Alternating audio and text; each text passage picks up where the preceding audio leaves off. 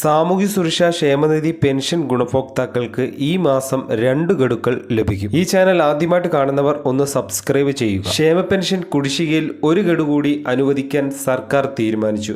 May മാസത്തെ പെൻഷനൊപ്പം 1 ഗഡു കുടിശ്ശിക കൂടി നൽകാൻ നിർദ്ദേശിച്ചതായി ധനമന്ത്രി KN ബാലഗോപാൽ അറിയിച്ചു. അടുത്ത മാസം പകുതിക്ക് ശേഷം പെൻഷൻ വിതരണം തുടങ്ങാനാണ് നിർദ്ദേശം. ഇതിനായി 1800 കോടി രൂപയോളം വേണ്ടിവരും. ഓരോ ഗുണഭോക്താവിനും 3200 രൂപ വീതം ലഭിക്കും. 62 ലക്ഷത്തോളം പേർക്കാണ് ക്ഷേമ പെൻഷൻ ഇപ്പോൾ ലഭിക്കുന്നത്. ഏപ്രിൽ മാസത്തെ പെൻഷൻ തുകയായ 1600 രൂപ വിഷുവിന് മുൻപായി വിതരണം ചെയ്തിരുന്നു. കഴിഞ്ഞ വർഷം മാർച്ച് മുതൽ അതാത് മാസത്തെ പെൻഷൻ വിതരണം ഉറപ്പാക്കിയിട്ടുണ്ട്. പെൻഷൻ തുക ലഭിക്കാത്ത ഗുണഭോക്താക്കൾ, പെൻഷൻ തുക മുടങ്ങിക്കിടക്കുന്ന ഗുണഭോക്താക്കൾ തീർച്ചയായും അവരുടെ സ്റ്റാറ്റസുകൾ ഒന്ന് പരിശോധിക്കുക. അക്ഷയ സെന്ററുകളിലോ ആൻഡ്രോയിഡ് ഫോണുകളിലോ സ്റ്റാറ്റസ് പരിശോധിക്കാവുന്നതാണ്.